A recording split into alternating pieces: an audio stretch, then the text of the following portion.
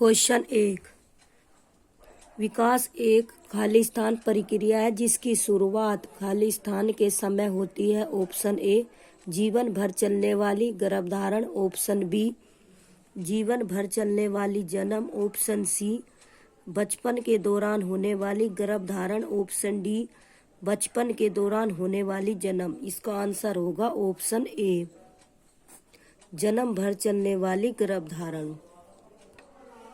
Explanation. विकास एक जीवन भर चलने वाली प्रक्रिया है जिसकी शुरुआत गर्भधारण के समय होती है। मानव विकास शारीरिक, व्यावहारिक, संज्ञानात्मक और भावनात्मक विकास और परिवर्तन की एक आजीवन प्रक्रिया है। इन दो शब्दों वृद्धि और विकास का परस्पर उपयोग किया जाता है।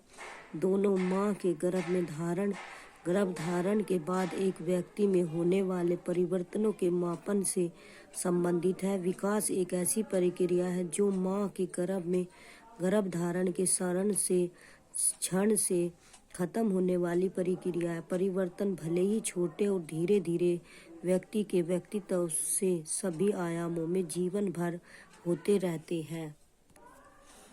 क्वेश्चन 2।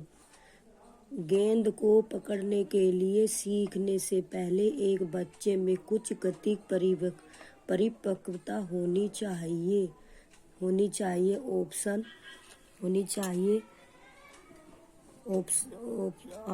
तर्क सीखना विकास पर निर्भर है। ऑप्शन सही विकल्प चुने। ऑप्शन ए और आर दोनों सही हैं और आर सही व्याख्या करता है ए की। ऑप्शन बी ए और आर दोनों सही हैं लेकिन आर सही व्याख्या नहीं है। ऑप्शन सी ए सही है लेकिन आर गलत है। ऑप्शन डी ए और आर दोनों गलत है। इसका आंसर होगा ऑप्शन ए और आर दोनों सही है और आर ए की सही व्याख्या करता है।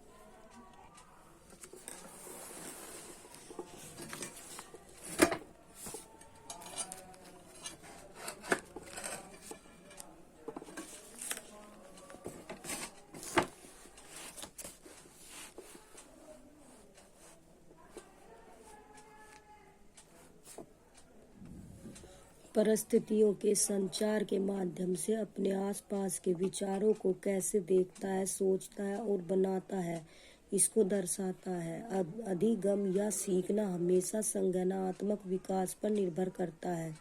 बच्चे चूसने, अवलोकन और समंजन जैसी आवश्यक गतिविधियों के माध्यम से विश्व के बारे में जानना शुरू करते हैं। और जैसे गेंद को पकड़ने के लिए सीखने से पहले एक बच्चे में कुछ गतिक परिपक्वता होनी चाहिए। ए और आर दोनों सही हैं और आर सही व्याख्या करता है ए की।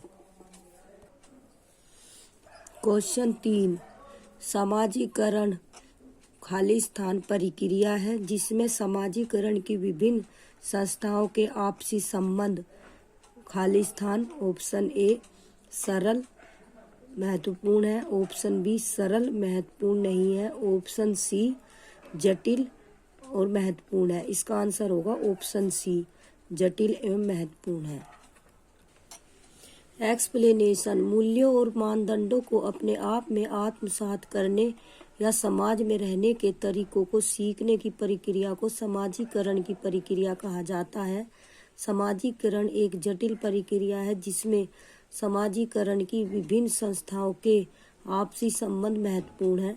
सामाजिकरण एक जटिल प्रक्रिया है जिसमें कई संस्थाओं बच्चों को उनके जीवन काल में कई बार प्रभावित करती है। सामाजिकरण में 4 प्रमुख एजेंट हैं जैसे परिवार, सहकर्मी, साथी और मास मीडिया और बच्चे। सभी एजेंटों से सामाजिक कौशल सीखते हैं। सामाजिकरण पहचान पर अंतः क्रिया करने और स्वयं पहचान, विभिन्न दृष्टिकोणों और व्यवहारों की अवधारणा को आकार देने की सतत प्रक्रिया है। क्वेश्चन 4। किस चरण में बच्चे मूर्त समस्याओं को तर्कपूर्ण ढंग से सुलझा पाते हैं परंतु उन्हें निगमनात्मक सोच करने में कठिनाई होती है। ऑप्शन ए संवेदी चालक। ऑप्शन बी पूर्व संक्रियात्मक। ऑप्शन सी मूर्त संक्रियात्मक। ऑप्शन डी अमूर्त संक्रियात्मक। इसका आंसर होगा ऑप्शन सी। ऑप्शन सी मूर्त संक्रियात्मक। एक्सप्लेनेशन। पियाजे के संज्ञानात्मक विकास के सिद्धांत के अनुसार मूर्त संक्रियात्मक अवस्था 7 से 11 वर्ष में निम्न विशेषताएं हैं। इस अवस्था में बच्चा तर्क और मूर्त तर्क कौशल विकसित करना शुरू कर देता है। मूर्त संक्रियात्मक अवस्था में बच्चे मात्रा निर्धारित करने और व्यवस्थित करने में सक्षम होते हैं। इनकी आत्म केंद्रित सोच कम हो जाती है। वे दूसरे व्यक्ति के दृष्टिकोण को समझाने में सक्षम होते हैं। इस चरण में बच्चे मूर्त समस्याओं को तर्कपूर्ण ढंग से सुलझा पाते हैं, परंतु उन्हें निगमनात्मक सोच करने में कठिनाई होती है। मूर्त संक्रियात्मक अवस्था में बच्चे संबंधपरक शब्दों को समझने और उनसे संबंधित होने में सक्षम होते हैं। समय, आकार, स्थान और दूरी जैसे संबंधपरक शब्द इस अवस्था में अधिक आसानी से समझ जाते हैं और अवधारणात्मक बनाते हैं। क्वेश्चन 5। जीन पियाजे के अनुसार बच्चों में अर्थपूर्ण अधिगम किस प्रक्रिया में होता है? ऑप्शन ए उद्दीपन व प्रक्रिया के अनुबंध की प्रक्रिया में। ऑप्शन बी तब जब इनाम और सजा का प्रयोग किया जाता है। ऑप्शन सी जब वयस्क नियंत्रण लेते हैं वे व्याख्या देते हैं। ऑप्शन डी खुद से आरंभ की गई गतिविधि वे खोज में। इसका आंसर होगा ऑप्शन डी। एक्सप्लेनेशन। जॉन पियाजे के अनुसार बच्चों में अर्थपूर्ण अधिगम खुद से आरंभ की गई गतिविधि वे खोज में प्रक्रिया द्वारा होता है। अर्थपूर्ण या सार्थक अधिगम तभी होता है जब शिक्षार्थी कार्यों और क्रियाकलापों से भाग लेते हैं। सक्रिय भागीदारी शिक्षार्थियों की चिंतन शक्ति को सक्रिय करती है और अवधारणा की उनकी समझ को बढ़ाती है। प्रायोगिक गतिविधियां बच्चों को खोज करने और शामिल होने से उनके उत्तम अनुभव प्राप्त होता है, जो अधिगम को सार्थक बनाता है। क्वेश्चन 6। पियाजे द्वारा प्रस्तावित चरणबद्ध क्रम के बारे में कौन सा वाक्य सही नहीं है? ऑप्शन ए संज्ञानात्मक बदलाव एकीकृत रूप में होता है जिसकी दिशा समान होती है। ऑप्शन बी एक चरण को लांघ कर दूसरे चरण पर आगे बढ़ा जा सकता है। ऑप्शन सी सभी चरण पर एक निश्चित अनुक्रम अनुसार होते हैं। ऑप्शन डी चरण सार्वभौमिक है, यह हर जगह के बच्चों के गुण धर्म को दर्शाती है। इसका आंसर होगा ऑप्शन बी। ऑप्शन बी एक चरण को लांघकर दूसरे चरण पर आगे बढ़ा जा सकता है। इसका आंसर यही होगा जो नहीं है। एक्सप्लेनेशन। जीन पियाजे द्वारा दिए गए संज्ञानात्मक विकास के सिद्धांत के अनुसार संज्ञानात्मक विकास एक असंतुलित प्रक्रिया है। यह 4 अवस्थाओं में होता है, जिसमें शामिल है संवेदिक पेशीय अवस्था जन्म से 2 वर्ष, पूर्व संक्रियात्मक अवस्था 2 से 7 वर्ष, मूर्त संक्रियात्मक अवस्था 7 से 11 वर्ष, अमूर्त संक्रियात्मक अवस्था 11 से 15 वर्ष। चरणों का क्रम बच्चों के सांस्कृतिक संदर्भ के अनुसार भिन्न नहीं होता। वास्तव में चरण अपरिवर्तनीय होते हैं, जिसका अर्थ है कि कोई भी चरण छोड़ा नहीं जा सकता। अतः इस संदर्भ में पियाजे द्वारा प्रस्तावित चरणबद्ध क्रम के बारे में कि एक चरण को लांघकर दूसरे चरण पर आगे बढ़ना सही नहीं है। क्वेश्चन 7। कोहलबर्ग के अनुसार नैतिक विकास के पूर्व पारंपरिक इस स्तर की क्या विशेषता है? ऑप्शन ए इस बात पर ध्यान की सांस्कृतिक कारक और नैतिक विकास को कैसे प्रभावित करते हैं। ऑप्शन बी नियमों का पालन या अवज्ञा या बुरे परिणामों में निर्धारित होता है। ऑप्शन सी व्यक्ति अपने कार्यों के परिणामों पर ध्यान केंद्रित करने के बजाय दूसरों की अपेक्षाओं को बनाए रखने का प्रयास करता है। ऑप्शन डी सब चुने हुए नैतिक सिद्धांतों का पालन को सार्वभौमिक है। इसका आंसर होगा ऑप्शन डी। सॉरी, इसका आंसर डी नहीं, इसका आंसर होगा ऑप्शन बी। एक्सप्लेनेशन देखिए। पूर्व पारंपरिक नैतिकता स्तर बालक में 4 से 10 वर्ष साल की आयु तक होती है। इसमें व्यक्ति किसी विषय वस्तु के बारे में सही या गलत का निर्णय खुद न लेकर के दूसरों के द्वारा बनाए गए मानक के आधार पर करता है। कोहलबर्ग के अनुसार नैतिक विकास के पूर्व पारंपरिक स्तर में नियमों का पालन या अवज्ञा या बुरे परिणामों से निर्धारित होती है। बालक इसमें किसी विषय वस्तु को अच्छा या बुरा उसके भौतिक परिणामों के आधार पर मानता है। बालकों के मन में आज्ञा पालन का भाव दंड पर आधारित होता है। क्वेश्चन 8 लेव वाइगोस्की के अनुसार बच्चों की संज्ञानात्मक क्षमता पर अपने से अधिक योग्य व्यक्तियों के साथ अंतःक्रिया का क्या प्रभाव पड़ता है। ऑप्शन ए कोई प्रभाव नहीं पड़ता। ऑप्शन बी नकारात्मक प्रभाव पड़ता है। ऑप्शन सी सुसाधित होती है। ऑप्शन डी घटती है। इसका आंसर होगा ऑप्शन सी सुसाधित होती है। Option C. Explanation Lev Vygotsky के अनुसार संज्ञानात्मक विकास लोगों के बीच सामाजिक अंतःक्रिया पर निर्भर करता है। छात्र समाज सामाजिक मानदंडों संस्कृति आदि के माध्यम से अधिगम करते हैं।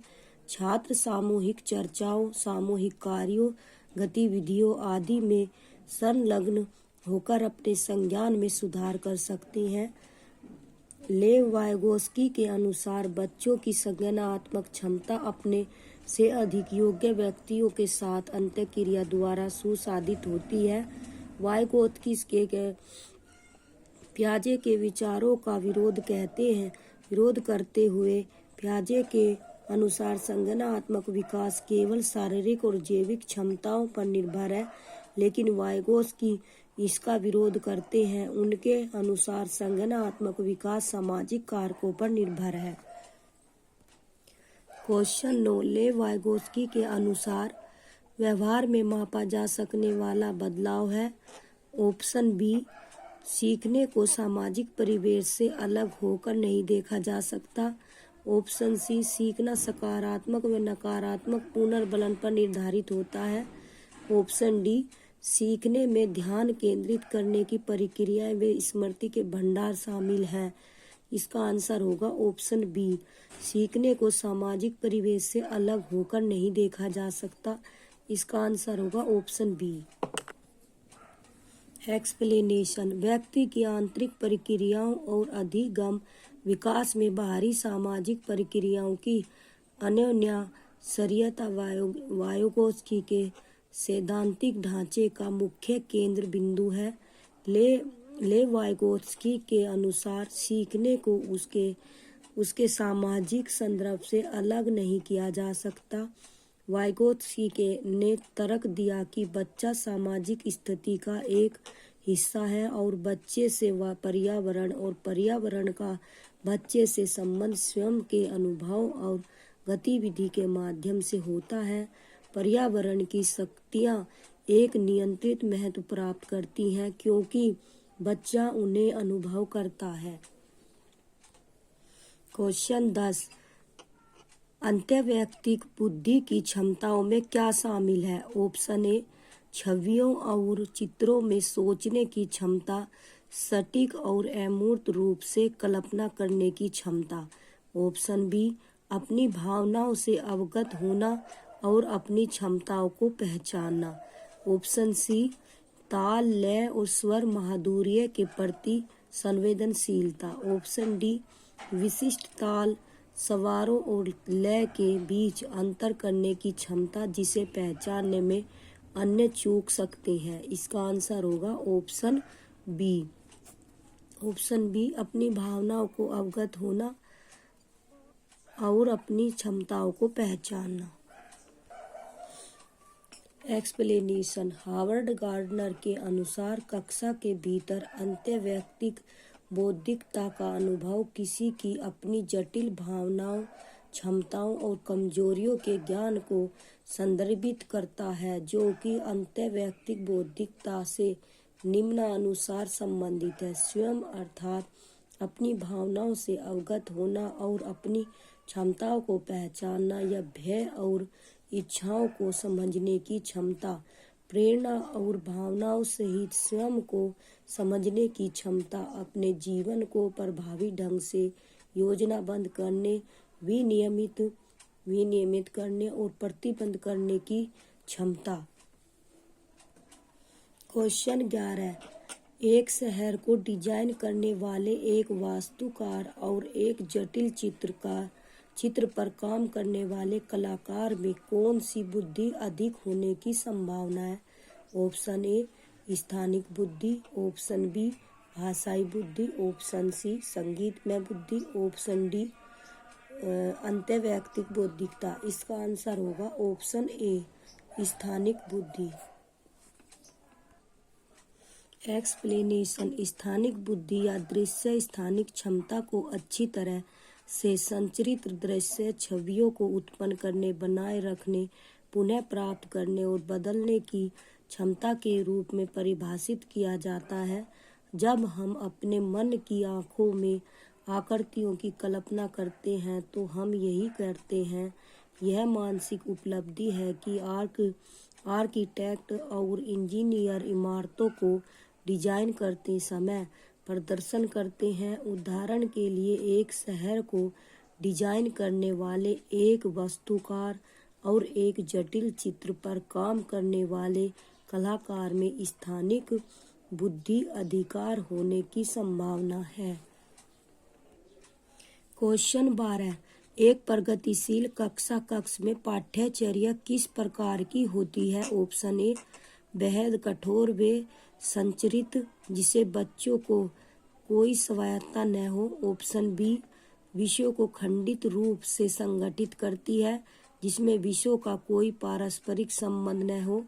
ऑप्शन सी बच्चों की रुचियों व क्षमताओं के अनुरूप संगठित की जाती है। ऑप्शन डी जानकारी को असंगत टुकड़ों में प्रस्तुत करती है। इसका आंसर होगा बेहद कठोर व संचित।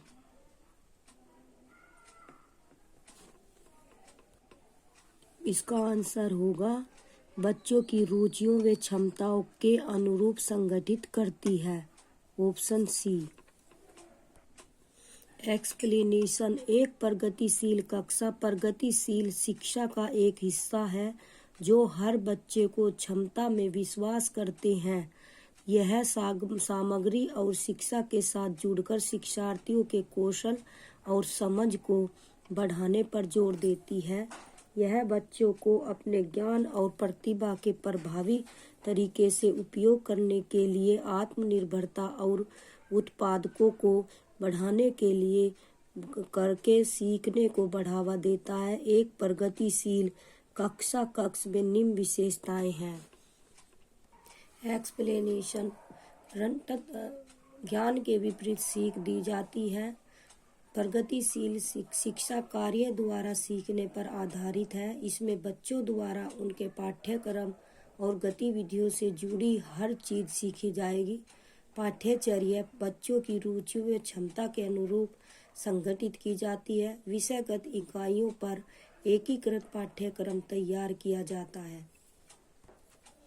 क्वेश्चन 13।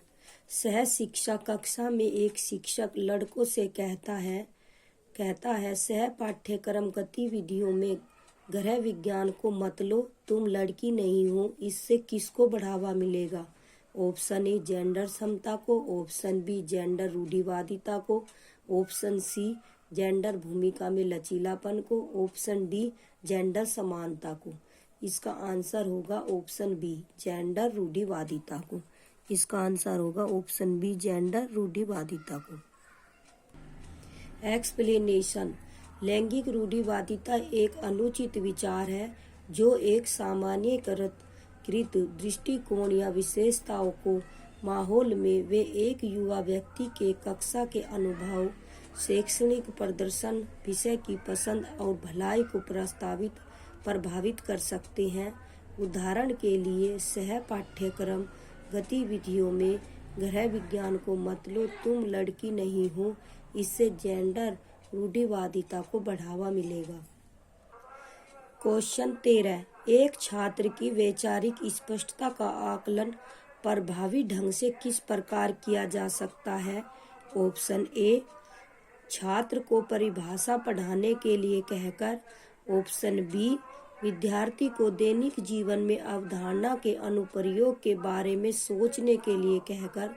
ऑप्शन सी, छात्र को बोर्ड में कॉपी करने के लिए कहकर। ऑप्शन डी, छात्र को दूसरे छात्र की प्रतिक्रिया याद रखने के लिए। इसका आंसर होगा ऑप्शन बी। इसका आंसर होगा ऑप्शन बी, विद्यार्थी को दैनिक जीवन में अवधारणा के अनुप्रयोग के बारे में सोचने के लिए कहकर। एक्सप्लेनेशन, वैचारिक स्पष्टता या संरचनात्मक समझ अधिगम का मॉडल एक नया दृष्टिकोण है जो केवल डेटा को व्यवस्थित और वितरित करने के बजाय अवधारणाओं को समझने पर केंद्रित है। यह क्यों और कैसे जैसी पारंपरिक शिक्षा प्रणाली में एक बहुत जरूरी बदलाव पर केंद्रित है। वैचारिक स्पष्टता शिक्षा का परिणाम है जो छात्रों को वास्तविक जीवन में अर्जित ज्ञान और कौशल को लागू करने में मदद करती है। अतः वैचारिक स्पष्टता को तब प्राप्त किया जा सकता है जब एक छात्र की वैचारिक स्पष्टता का आकलन प्रभावी ढंग से विद्यार्थी को दैनिक जीवन में अवधारणा के अनुप्रयोग के बारे में सोचने के लिए कहकर किया जा सकता है। क्वेश्चन 15, समालोचनात्मक चिंतन को प्रोत्साहित करने के लिए एक शिक्षक को चाहिए कि वे कई दृष्टिकोण को स्वीकार करे। ऑप्शन बी, चर्चा को हतोत्साहित करे। ऑप्शन बी, असहमति के प्रति असहिष्णु रहे। ऑप्शन डी, अभिसरण पर जोर दे। इसका आंसर होगा ऑप्शन ए, कई दृष्टिकोण। ऑप्शन ए, कई दृष्टिकोणों को स्वीकार करे। एक्सप्लेनेशन, समालोचनात्मक चिंतन का उद्देश्य है एक ओर सरलीकरण, सामान्यीकरण और दूसरी ओर सत्य और सटीकता है। यह ईमानदारी से तर्क के सिद्धांतों को स्थापित करने का पालन करता है। तर्क चिंतन का विज्ञान है। यह सोचने के लिए सामान्य नियम प्रदान करता है। समालोचनात्मक चिंतन को प्रोत्साहित करने के लिए एक शिक्षक को कई दृष्टिकोणों को स्वीकार करना चाहिए। अपने छात्रों में महत्वपूर्ण सोच को सक्रिय करने और बढ़ाने के लिए शिक्षकों को कार्य और गतिविधियों को विकसित करने और ऐसी सोच को प्रोत्साहित करने के लिए अपनी शिक्षण विधियों में सुधार करने की आवश्यकता है। क्वेश्चन 16, एक दर्शन और व्यवहार के रूप में समावेशी विविधता के संदर्भ में स्थित है जिससे शामिल है। ऑप्शन ए, भाषाई विविधता। ऑप्शन बी, लिंग विविधता। ऑप्शन सी, सामाजिक सांस्कृतिक विविधता। ऑप्शन डी, योग्यता और विकलांगता। इसका आंसर होगा ये चारों। Option A C, option B A D, option C B C D, option D. इसका आंसर होगा option D, A B C D चारों। इसका आंसर होगा डी। एक्सप्लेनेशन, एक दर्शन या अभ्यास के रूप में समावेश पर तब तक सार्थक चर्चा नहीं की जा सकती जब तक कि यह समूह के सदस्यों में विविधता के संदर्भ में विशेष रूप से समावेशी शिक्षा के ढांचे में स्थित न हो। एक दर्शन और व्यवहार के रूप में समावेश विविधता के संदर्भ में स्थित है जिसमें शामिल है भाषाई विविधता, लिंग विविधता, सामाजिक सांस्कृतिक विविधता और योग्यता और विकलांगता। क्वेश्चन 17, वंचित पृष्ठभूमि के छात्रों के अनुसार शिक्षण के लिए निम्नलिखित में से कौन सी एक प्रभावी शैक्षणिक रणनीति नहीं है? ऑप्शन ए, सीखने की गतिविधियों को छात्रों के सामाजिक और सांस्कृतिक वातावरण से जोड़ना। ऑप्शन बी, स्थानीय भाषा में अभिव्यक्ति को खारिज करना।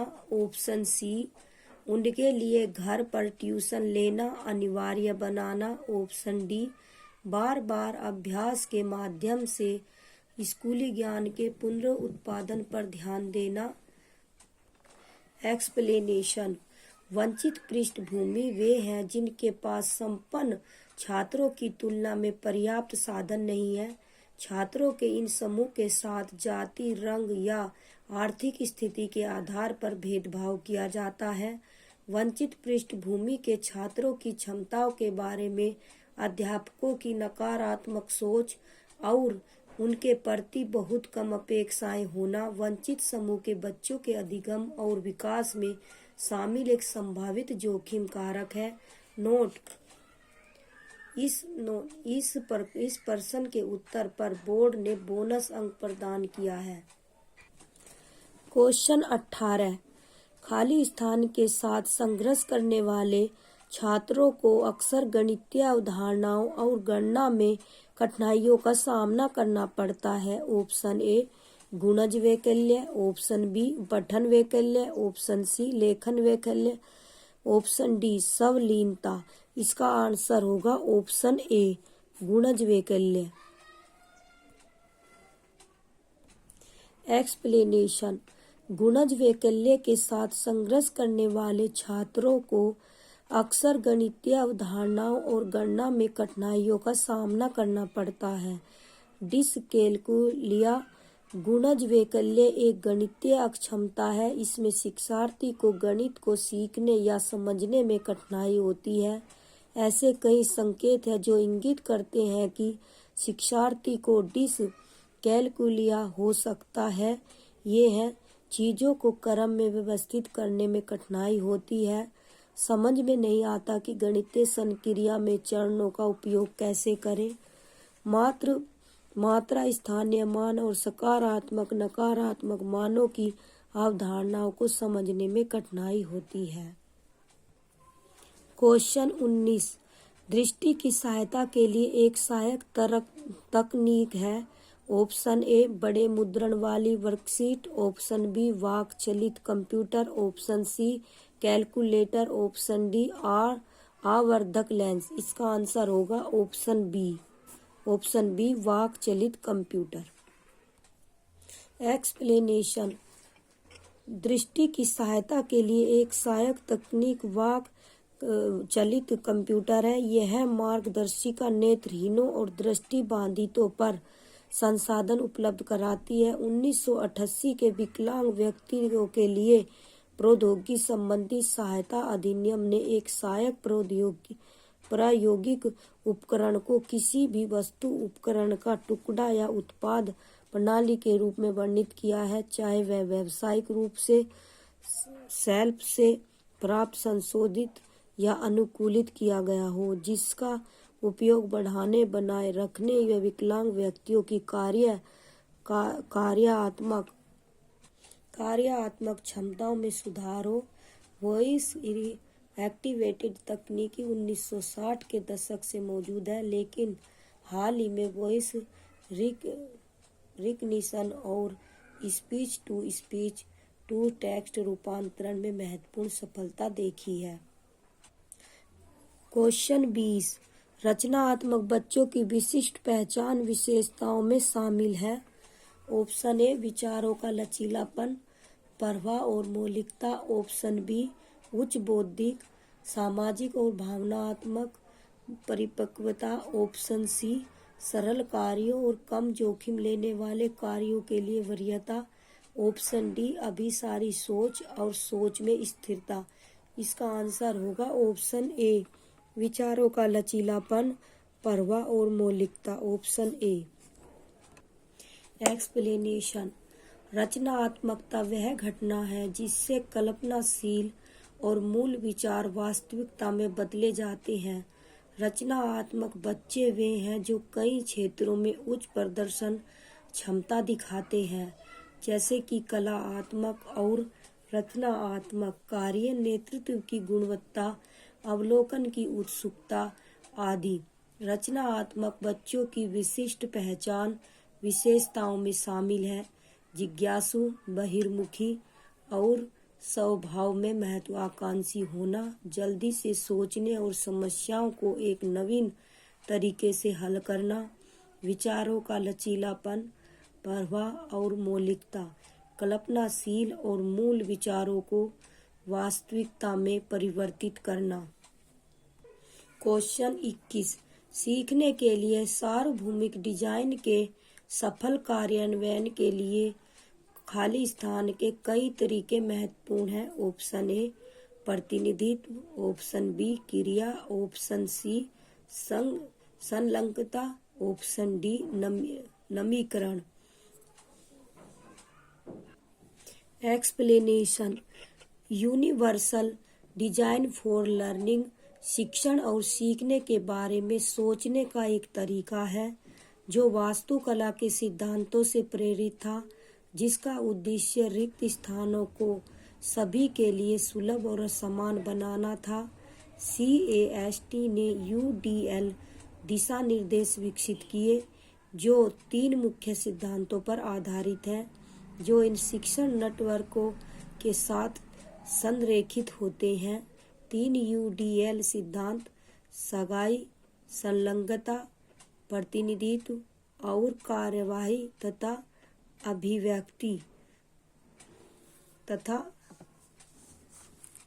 अभिव्यक्ति है। बोर्ड ने इस प्रश्न के उत्तर पर सबको समान अंक अर्थात बोनस अंक दिए हैं। क्वेश्चन 22। राष्ट्रीय शिक्षा नीति 2020 जैसी शिक्षा की समकालीन नीतियां बच्चों में कौन से कौशल विकसित करने का प्रस्ताव करती हैं? ऑप्शन ए समालोचनात्मक चिंतन, ऑप्शन बी स्मरण और पुनरुत्पादन, ऑप्शन सी परीक्षा के लिए सीखना, ऑप्शन डी रटना। इसका आंसर होगा ऑप्शन ए समालोचनात्मक चिंतन। इसका आंसर होगा ऑप्शन ए समालोचनात्मक चिंतन। एक्सप्लेनेशन। राष्ट्रीय शिक्षा नीति 2020 जैसी शिक्षा की समकालीन नीतियां बच्चों में समालोचनात्मक चिंतन से कौशल विकसित करने का प्रस्ताव करती हैं। चिंतन